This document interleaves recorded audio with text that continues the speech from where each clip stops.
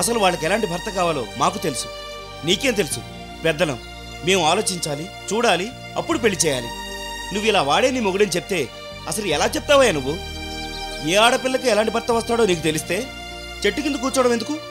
పోయిదోరా marriage bureau అని పెట్టాల్సింది. సరే, మొన్నటిదాకా పెళ్లిళ్ళ గురించి చెప్పావు, ఇప్పుడు ఎవరు చేస్తారో చెప్తున్నావంట? రాత్రులు ఉలికి బడి పిచ్చిదానిలా అరుస్తుంది. అసలు నువ్వు చెప్పేది నిజమేనా? నీకు మా సుబ్బలక్ష్మికి లింక్ ఎలా కుదిరింది?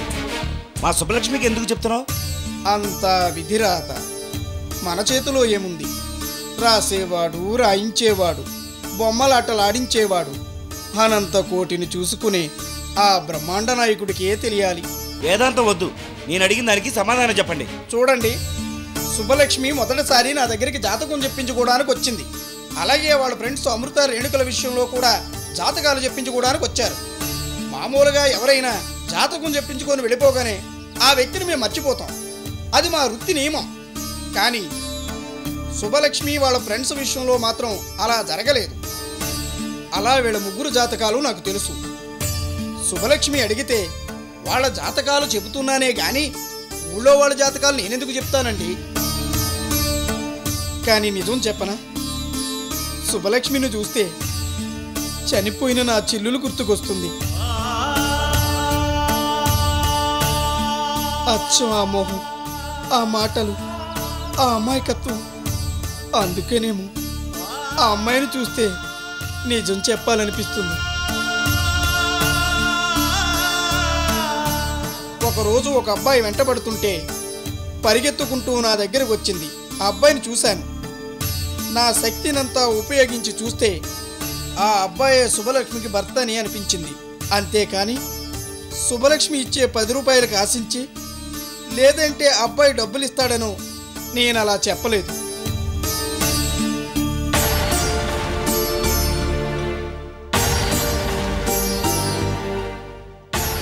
అలాగే తన ఫ్రెండ్ జాతకంలో చావుగణం ఉందని సుబ్బలక్ష్మికి చెబితే ఎక్కడ ఆందోళన పడుతుందోనని మొదట చెప్పలేదు. కానీ ఆమె గుచ్చి వెంటబడి మరీ అడిగితేనే చెప్పాను. నాదేముందండి, జాతకం చెప్పడం నా వృత్తి. అడిగితేనే చెప్తాను, లేకుంటే లేదు. పిలిచి మరీ చెప్పం కదా. కడుపాత్రం కోసం జాతకాలు చెప్పేవాడే కానీ బతుకులతో ఆడుకునే నీచుని మాత్రం కాదు. అసలు నువ్వు చెప్పే జాతకం జరుగుతుందా? గ్రహాల అనుకూలతను బట్టి జాతకాలు మారుతూ ఉంటాయి. జరగొచ్చు, జరగకపోవచ్చు. 100కి 100 పాళ్ళు చెప్పిందే జరుగుతాయని మేం చెప్పలేం. అది ఆ భగవంతునికే సాధ్యం. అయితే వెంగయ్య విషయంలో నువ్వు చెప్పింది నిజమా? చూడండి, వృత్తిలో మేము పవిత్రంగా ఉంటాం. మాకు అమ్మవారి ఆశీస్సులు ఎప్పుడూ ఉంటాయి. ఏ జాతకమైనా అంబ పలికిస్తేనే మా నోట ఒలుకుతుంది. సుబ్బలక్ష్మి విషయంలో కూడా అంతే. నమ్మాలా వద్దన్నది మీ ఇష్టం. సరే, ఎప్పటికైనా సుబ్బలక్ష్మికి ఏదైనా చెప్పే ముందు కాస్త ఆలోచించి చెప్పండి.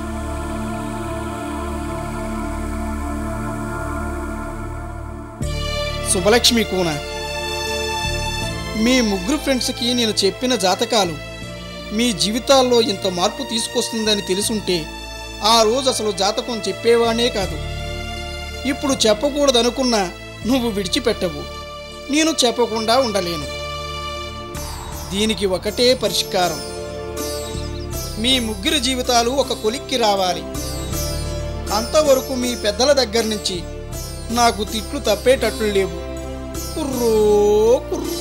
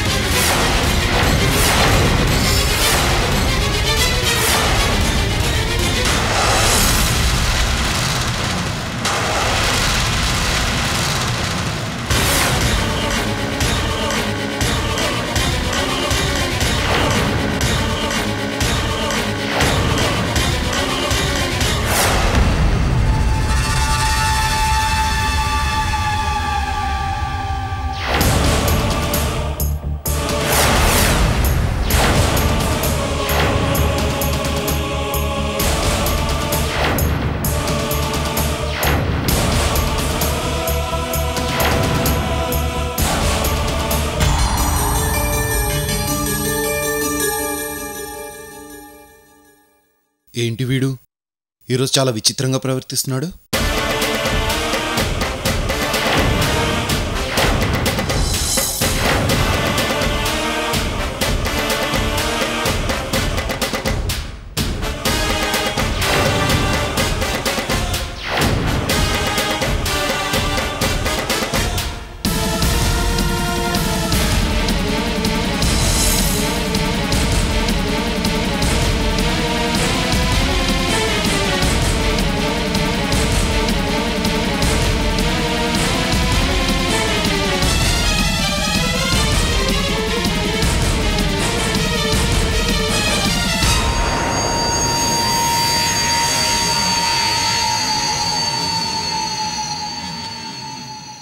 ఈ గ్లాస్ చాలా స్మూత్గా ఉందే.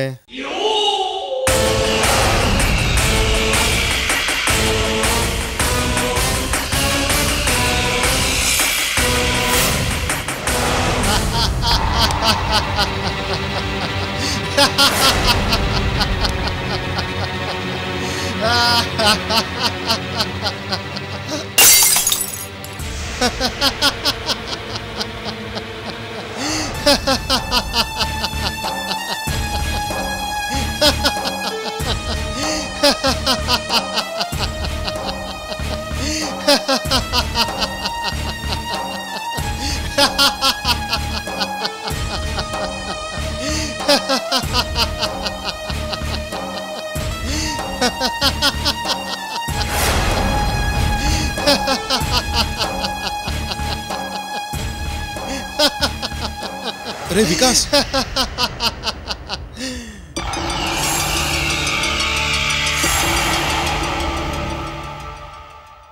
ఏంటి నానా? ఏంట్రా అదోలా ఉన్నావు?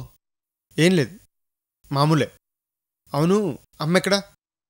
రేఖకి ఫీవర్గా ఉంటే హాస్పిటల్ తీసుకెళ్ళింది. మరి తాతయ్య? పొద్దునేదో బ్యాంక్ పని మీద బయటికి వెళ్ళారు.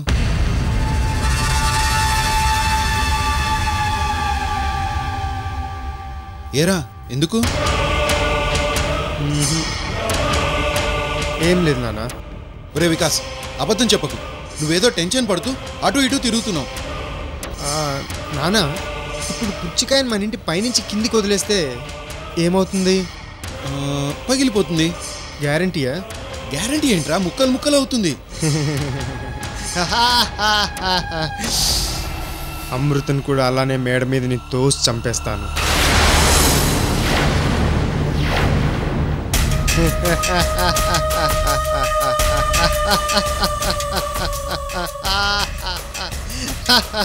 ఒరే వికాస్, ఏంట్రా నువ్వు చెప్పేది?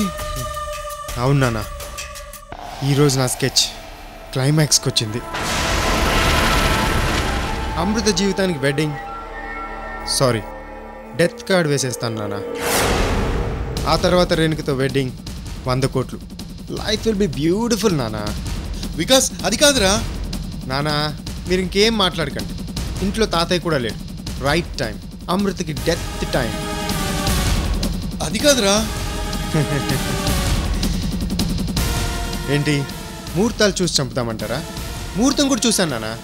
ఈరోజు చాలా మంచి రోజు. అమృత చస్తే డైరెక్ట్గా స్వర్గానికి పోతుంది. పాపం, నేను ఆ మాత్రం డిస్కౌంట్ ఇవ్వకపోతే నాకు పాపం చుట్టుకుంటుంది కదా. నానా, మీరు ఇక్కడే కూర్చోండి. టెన్షన్ పడి బయటకు వచ్చారో బాగుండదు.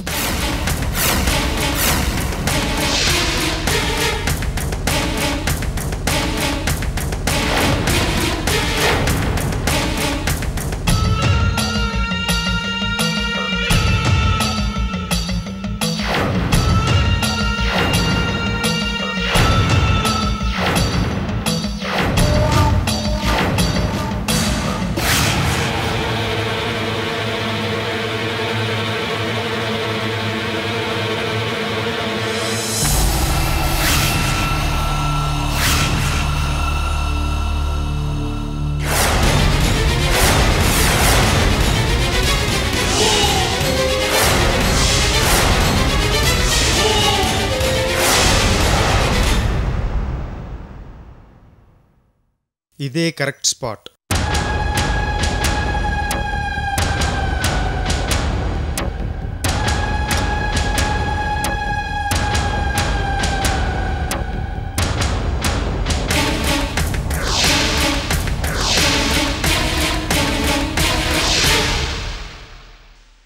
ఇక్కడ అమృత నిలబడి బైనాక్యులర్లో చూస్తూ ఉంటుంది. వెనక నుంచి మనం తోసేస్తాం. అది స్కెచ్. ఇది ఫిక్స్. ఓ నా అమృత డార్లింగ్, ఏం చేస్తున్నావు అమ్మా?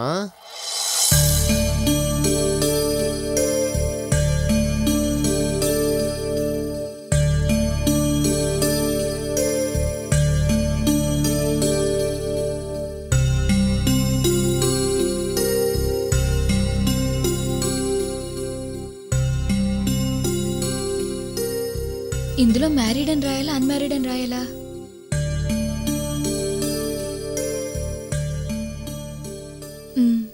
మ్యారీడ్ అని రాస్తాను. నేను పెళ్ళయ్యాక కదా జాబ్ చేసేది.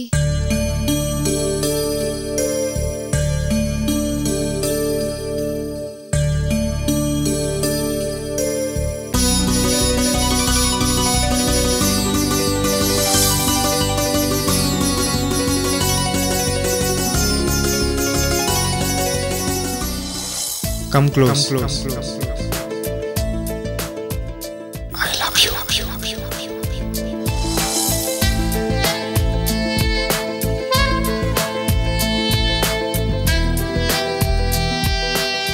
అమృత,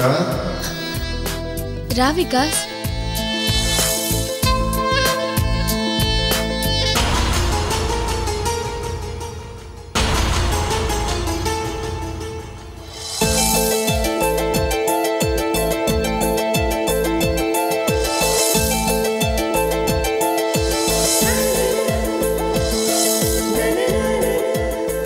వికాస్ రాలేదు, నేనే ఊహించుకున్నాను.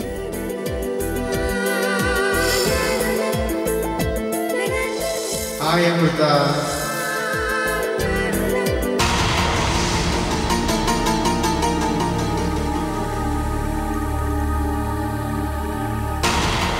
డోర్ దగ్గర ఎవరూ లేరు.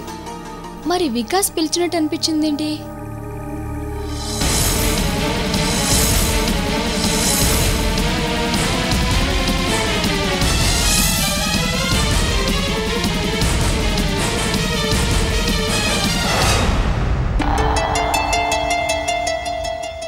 ఎవరూ లేరే.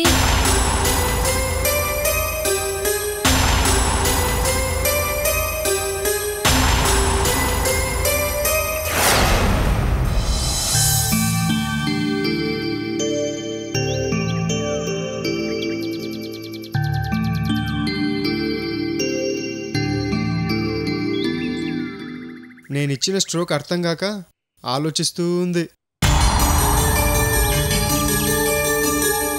వికాస్ మేడపైనుంటే ఇక్కడికి వచ్చి నన్ను విష్ చేసినట్టు పిలిచినట్టు అనిపించిందేంటి? ఇక్కడ కష్టపడి స్కెచ్ వేస్తే ఆ మాత్రం అనిపించుతా డార్లింగ్.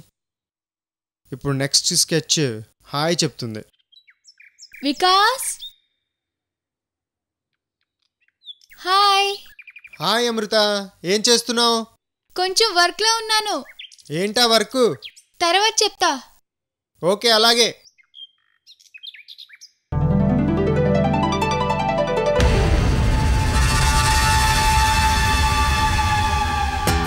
ఇన్ని రోజులు మనం వేసిన స్కెచ్ దాని గుండెల్లో వర్కౌట్ అయి ఉంటే ఖచ్చితంగా ఇప్పుడు నా దగ్గరకు వస్తుంది. నా స్కెచ్ ప్రకారం ఇప్పుడు అమృత అవుట్ హౌస్ నుంచి బయటికి రావాలి. వస్తుంది. 1 2 3. రొటీన్గా ఉంది కదూ. ఇప్పుడు 1 4 3 అంటే ఐ లవ్ యూ.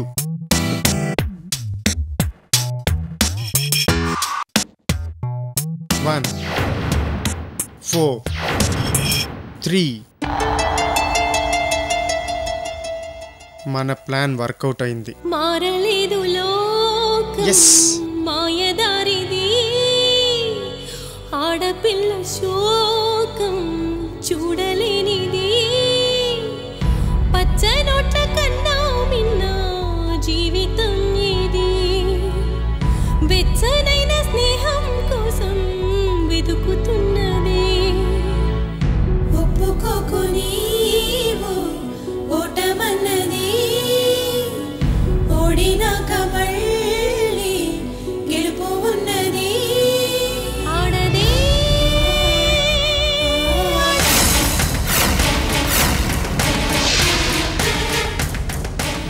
స్కెచ్ అంటూ ఏవేవో ప్లాన్లు వేస్తున్నాడు. అమృతం చెప్పేస్తానంటున్నాడు. ఏం జరుగుతుందో ఏంటో.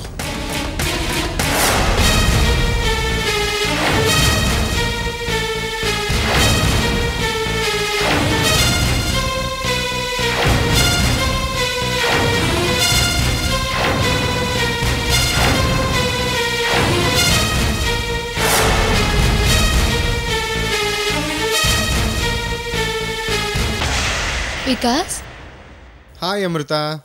ఏంటి అంత ఇంట్రెస్టింగ్గా చూస్తున్నావు? తాజ్మహల్ అందాలు చూస్తున్నాను. తాజ్ మహలా? అవును, అబద్ధం. నిజం అమృత. కావాలంటే దగ్గరికి వచ్చి నువ్వే చూడు. ఏం అక్కర్లేదు. ఏంటి, తాజ్మహల్ చూడాలని లేదా? ఏంటి బైనాక్యులర్ స్పెషల్? చెప్పాను కదా అమృత, ఇక్కడి నుంచి చూస్తే ఆగ్రాలో ఉన్న తాజ్మహల్ కనిపిస్తుంది. కావాలంటే చూడు. వద్దులే. నీ ఇష్టం. సరే ఇవ్వు.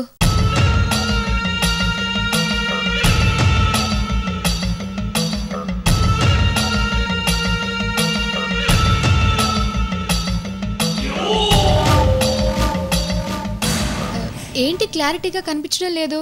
క్లారిటీ లేదా? ఇప్పుడు చూడు, ఇలా అడ్జస్ట్ చేసుకుని చూడాలి.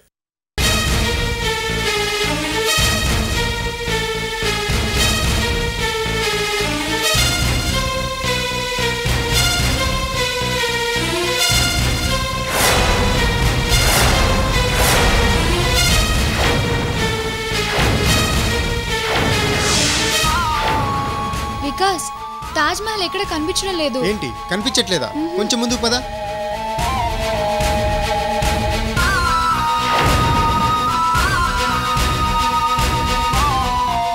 వికాస్, నువ్వు అబద్ధం చెప్పావు. ఇక్కడి నుంచి చూస్తే ఆగ్రాలో ఉన్న తాజ్ మహల్ ఎలా కనిపిస్తుంది? అవును, నేను అబద్ధం చెప్పాను. జస్ట్ జోక్ చేశాను అంతే. నిన్ను? సరే, ఇక్కడ దగ్గరలోనే ఉన్నాం కదా, చార్మినార్ కనిపిస్తుంది చూడు. ఇక్కడికి వచ్చి చూడు.